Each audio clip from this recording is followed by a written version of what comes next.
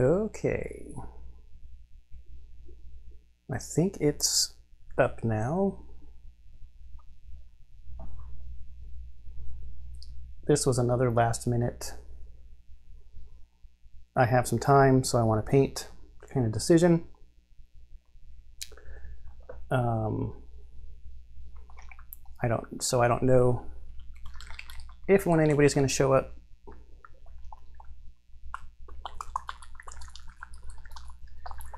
My internet service provider was out, I don't know, Wednesday or Thursday. There's still issues with the upstream.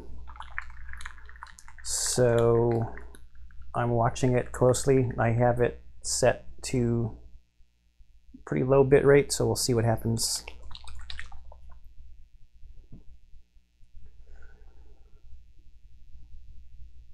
It looks like it's going okay for now. So what am I gonna do today? Today I have more Akarios minis set up here.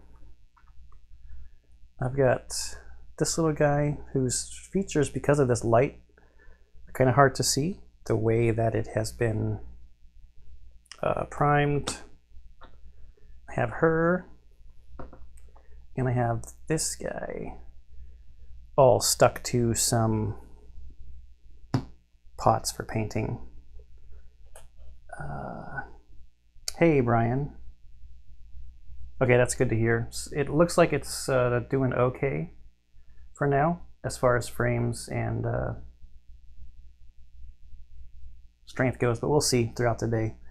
So this is the ship we did last time. I took it off of the stick, had to fix some stuff around the hole there.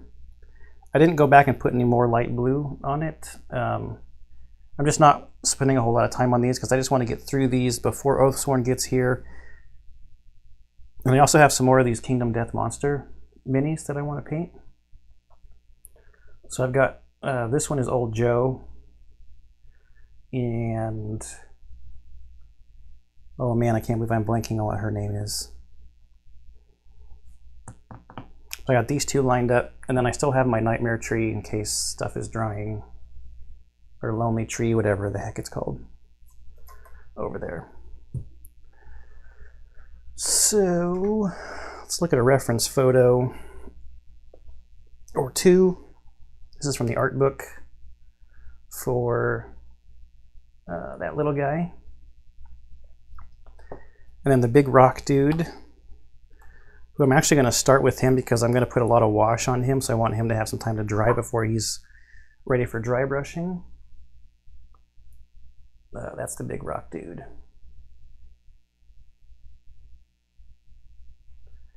Hey, Doug. Akarios is fun, even solo for me. I am playing three-handed though, which gets I've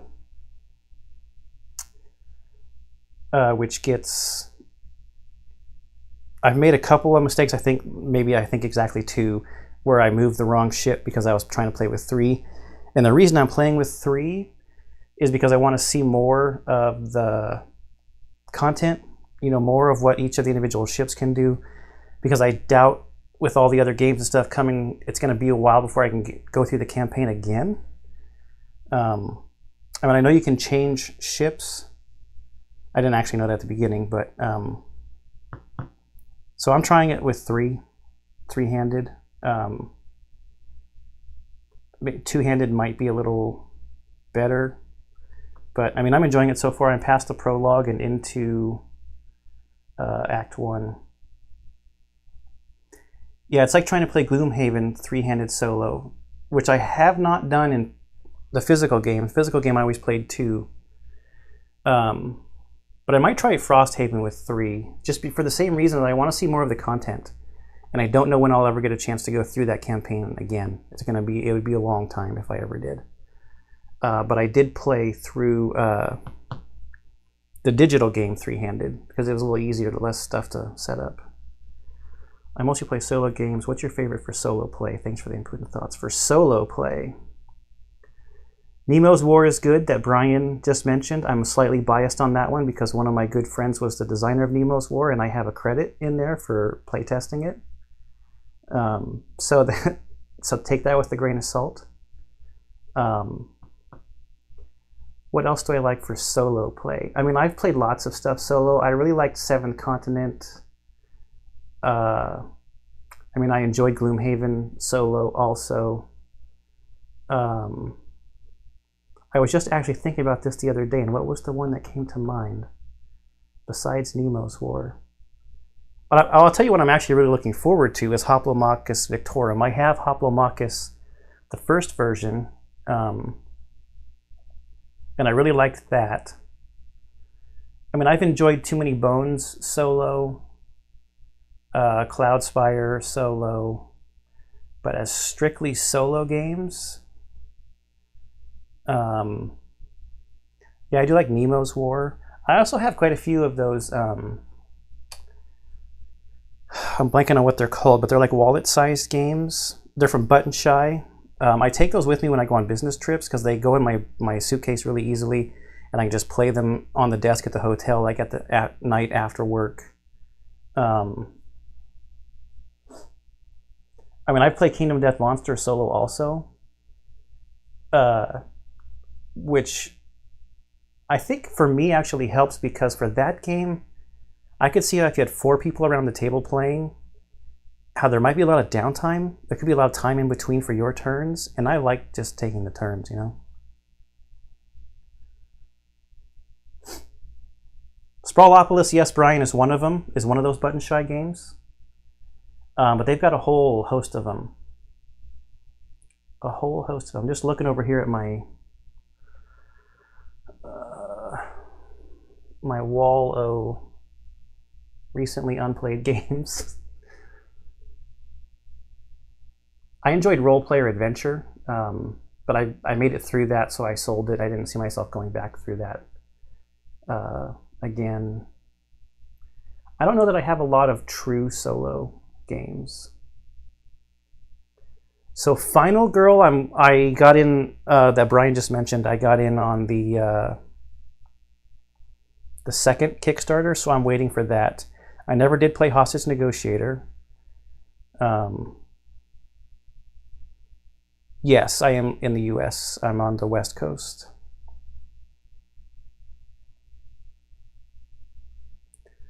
I've heard of Under Falling Skies. I don't think I've heard of, or I can't remember what Warp's Edge is, Brian.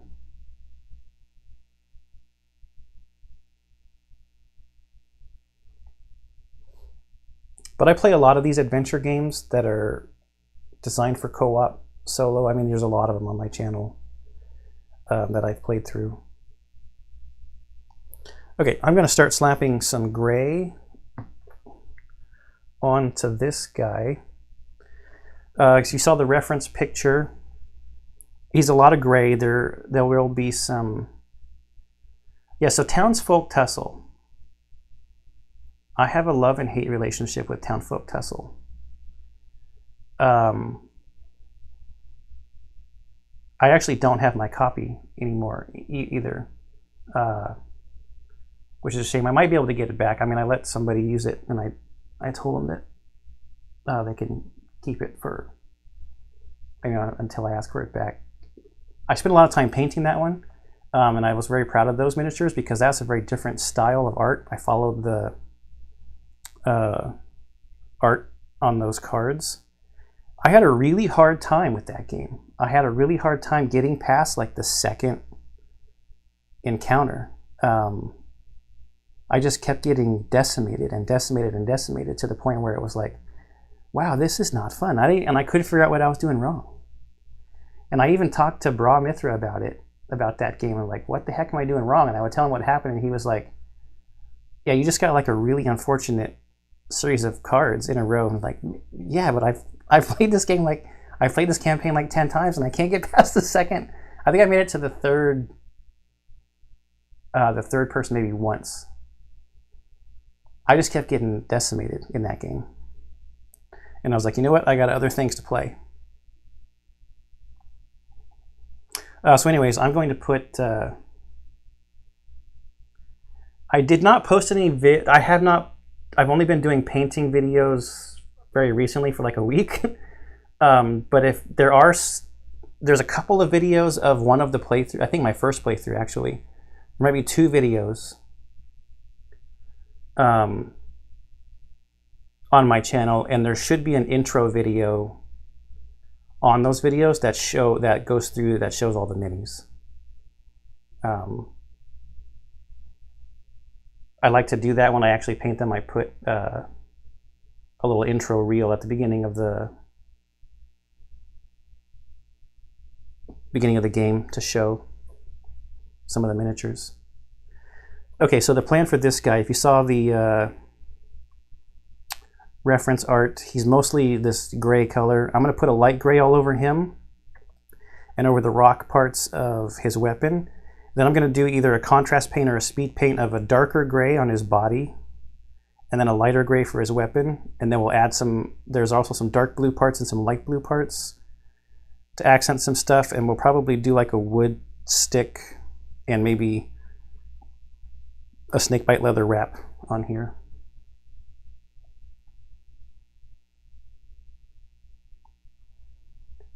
Yeah, thanks, Doug. But yeah, I just recently started recording painting, because normally I don't paint in this spot. This is my actual game playing spot, so my camera setup here is really set up for recording the board games. So that's why it's not like the crispest and it's not like the best setup for painting. But I just figured, if I am taking the time to paint, I might as well do it. Plus, I've been having a lot of fun. Mel from Rob's Gaming Table has been doing some live streaming painting. She's been doing it for quite a while now. And then Bernd from Meet Me at the Table has been doing some streaming of painting lately, and I actually was on his stream with him and on his first Painting with Pals stream. And that was a lot of fun. I've just been having so many stupid internet issues with trying to get this going. Okay, so this is going to be an extremely fast, I'm just slopping a base color on here so that the speed paint and the contrast paint has a little bit of a lighter color besides this tan.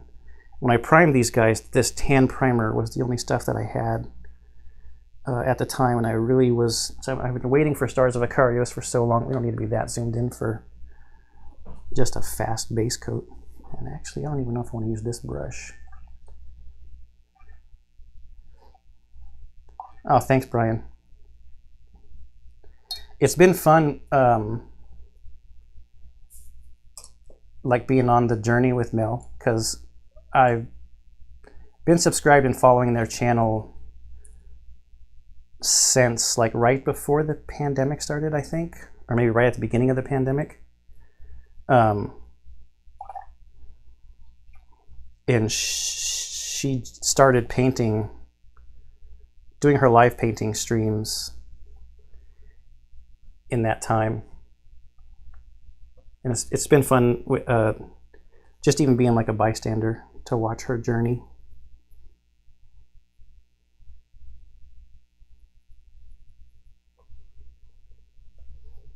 I switched to an older raggedy brush since I'm just slopping this gray on here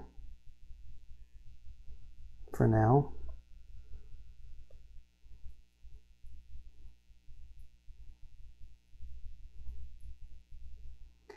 When I'm trying to get minis done as fast as possible, I do a lot of painting that's not very careful, especially with the early colors, because I know I'm going to have to come back with the later colors and just cover it up anyway.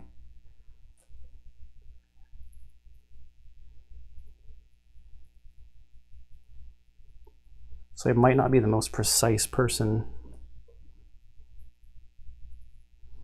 especially the early stages of a miniature, because a lot of times I'm just trying to get them done fast, and this poster tack is not cooperating with me. I need to get some of those handles. I've been painting like this with poster tack on pots though for, I don't know, 15 years, for a long time.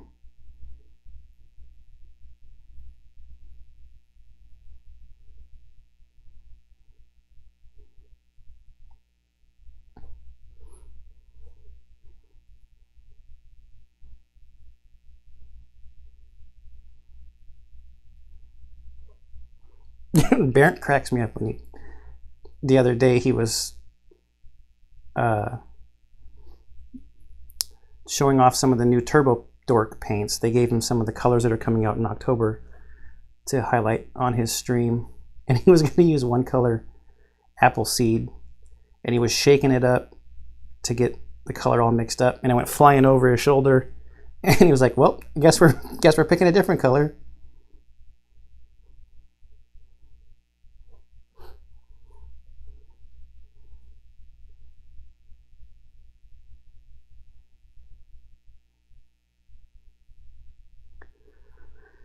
All right.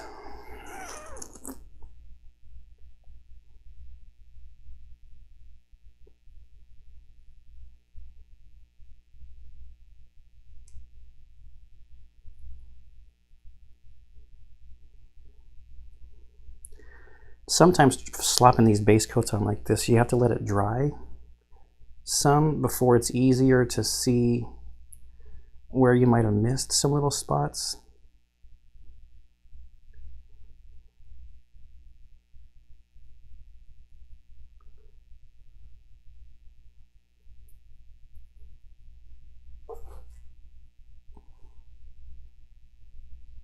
See you, Brian. Thanks for stopping by. Dinner, what time is it? 3:16 already?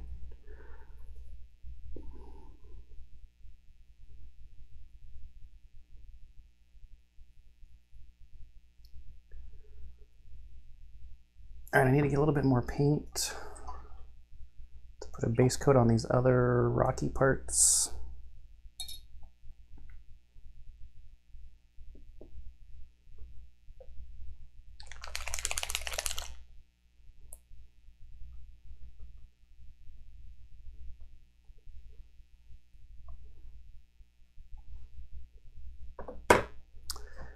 Yeah, this Pro Acryl stuff might not have been the best choice for doing a base coat because it's a little bit thinner than like GW, especially the ones that they have labeled as base coat or base colors versus where they might have it labeled like as a layer color.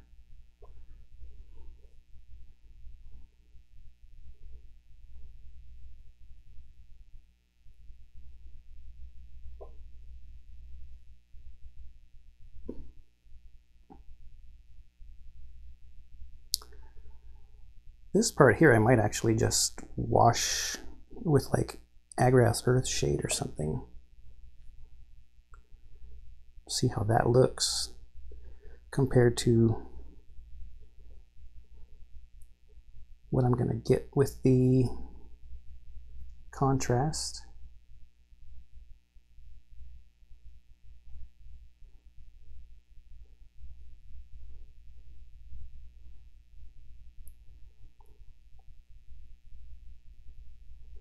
Yeah, I want to finish this Stars of Akarios game too, Doug, so that because I have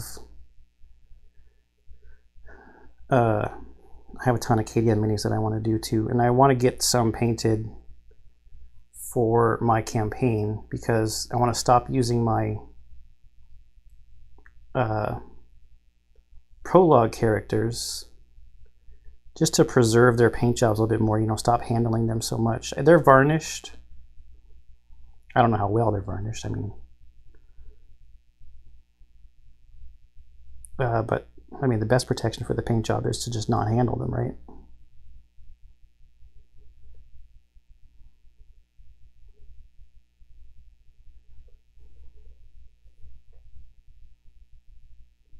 I think for the core box, though, as far as monsters go, I still have the Watcher to do and the Gold Smoke Knight. And then I want to get a couple of more things painted up before I go outside for a varnishing session. Because I've got the hand here that I painted while I was testing.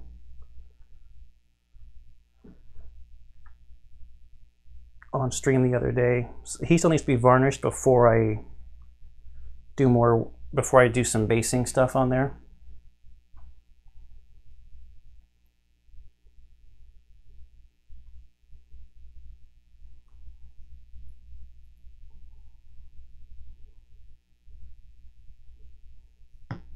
Thanks, Doug.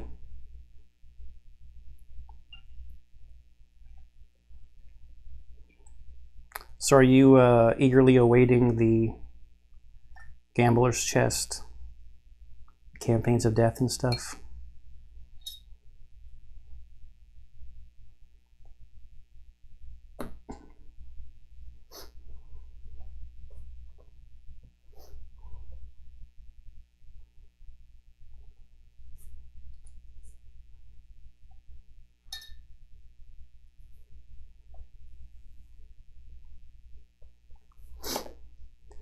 The other vids that are there was a lot of testing, so I was watching the analytics and stuff quite a bit,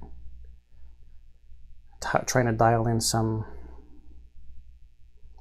But I think the first 2 or 3 were working on the hand, and then the last one was this Akarios ship.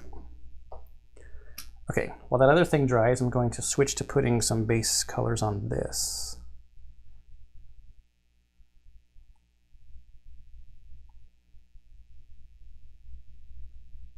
Yeah, I enjoy playing KDM also. So this table that I'm working at right now, my Kingdom Death Monster campaign is permanently set up inside the well of this table.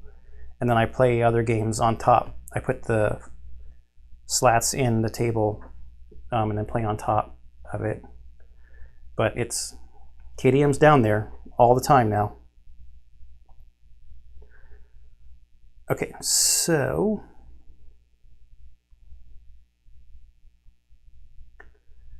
I'm going to use,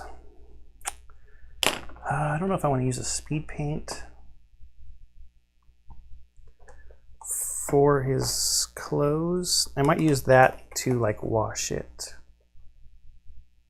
Yeah, I think I'll use that to wash it. So I'm going to put this blue, this dark blue color, I think, down for his clothes. And I want to start with his clothes because his clothes are like the most inside part on this middle part.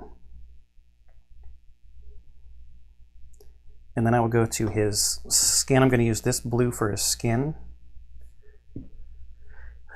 We'll use this electric blue for the parts on there that are like accented. We got to get some pink for the little mohawk on top. And then we'll put some gray and a wash over the gun and then accent it with blue. And like I said earlier, I'm trying to do these super quick, so I'm not going through like all of the same steps that I might like on even some of my other KDM minis or like some of the heroes from some of the other games and stuff that I paint, where I might spend time basing and washing and then highlighting and further highlighting and all that kind of stuff, because I want to get this game done. He's got kind of a different color sleeve in the reference photo.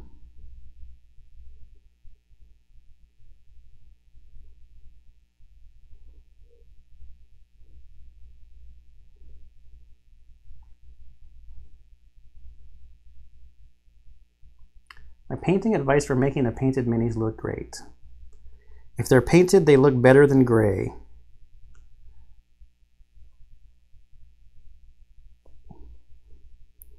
I think that with the recent release of Army Painter's speed paints and Citadel's contrast paints that came out a couple of years ago, but they've expanded with new colors and stuff, has been the best thing that could have happened to the hobby as far as getting new people into it.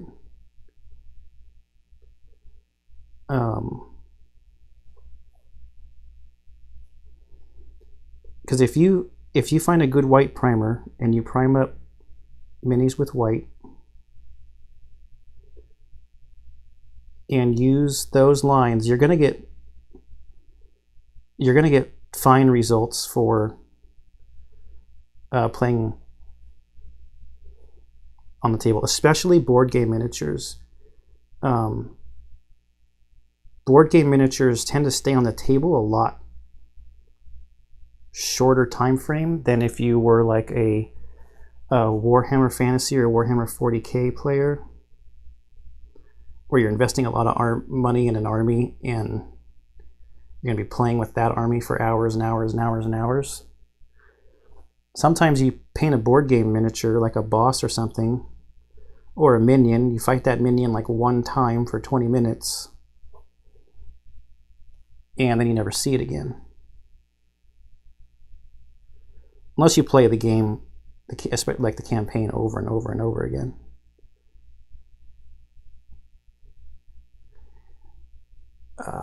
So if you're using speed paints or contrast paints, I would say the next thing to do that can make your miniatures go to the next level is learn how to dry brush. Dry brushing that can add even more highlights on top of the natural highlights that are going to come from using those kind of paints. People are going to be like, oh man, that looks amazing. And you can get like really awesome results with just, basic techniques of, even if you weren't using speed paints, if you have regular acrylic paints and you wash it and then put a dry brush on it,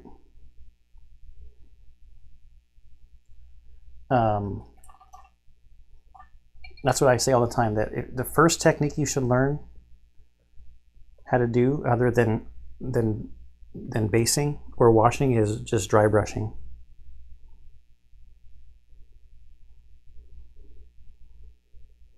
And don't let anybody tell you that that's like the cheating way to highlight. It's efficient and it looks good.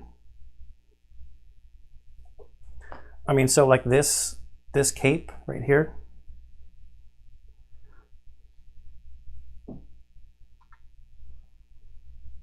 this is all just a speed paint and highlight, and it's not the best resolution, but you can see the contrast in the crevices of the cape and the peaks of the cape.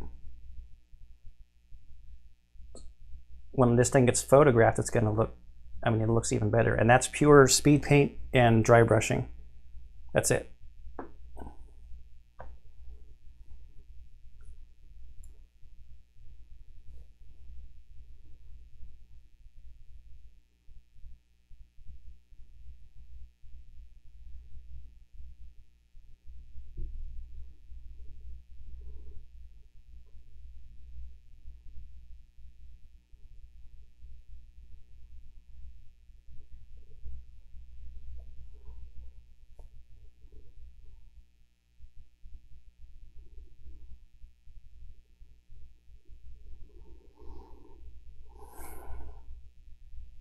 And then the art has like some gloves on him.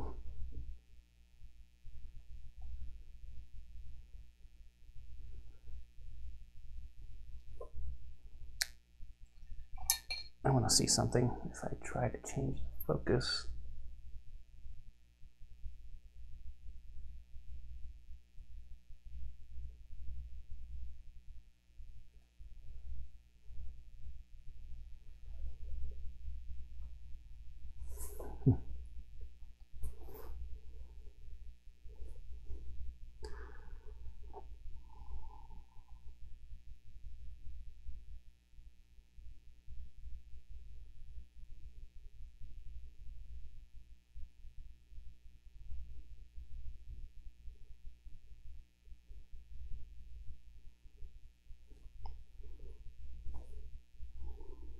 This color is so dark. I don't know if a wash or if putting a speed paint or a contrast paint over it's going to show anything.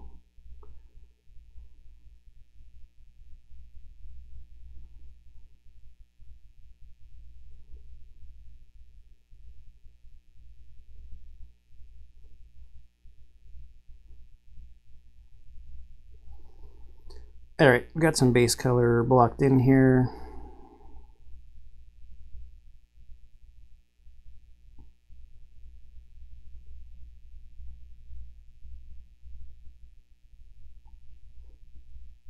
For the close.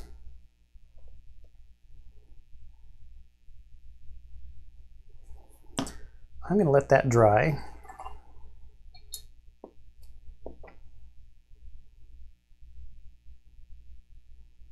I'm checking the gray coverage on this guy. Okay, so we're going to come back and hit that with something. I don't know if it's going to be this or the speed paint. Gravelord Gray. I want it to be kind of dark, so it's probably going to be this Gravelord Gray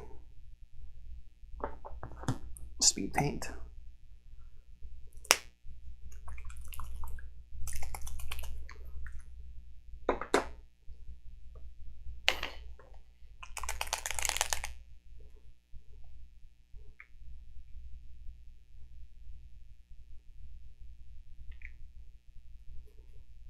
I don't know if I mix that up enough. Oh well, we'll see.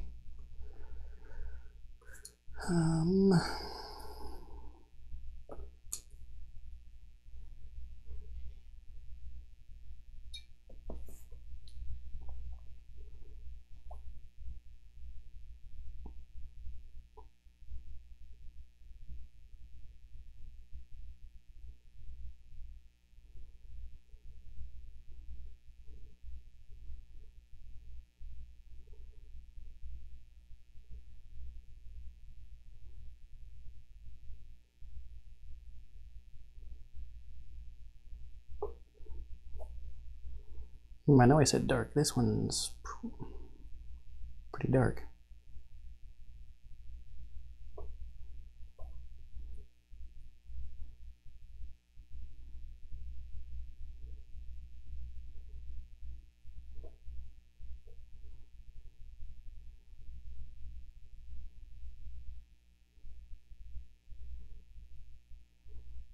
Oh, earlier I probably left out a step. I also want to dry brush after this. It's going to help make it look a lot cleaner.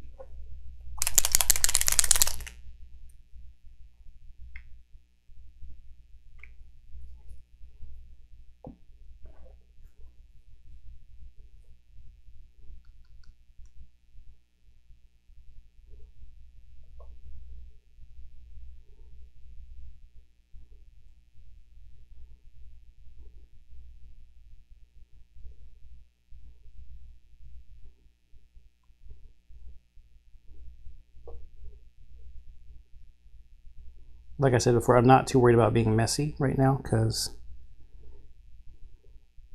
this is just the beginning. And that helps with the getting it done fast. This piece of poster putty just does not want to keep this guy on here.